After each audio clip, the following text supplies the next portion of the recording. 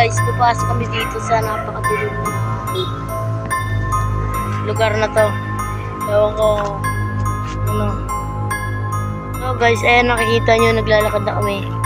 Napakadilim, hindi nga makita yung dulo. Medyo inaaban na ako dahil ako lang dito mag-isa. Delikado po talaga rito. Ewan ko lang kung ano makikita ko dito. Lalasan nga ako eh. Pakadilim dito guys. Dito na ako nabahan dahil namatay pa ilaw ko. Takbo na!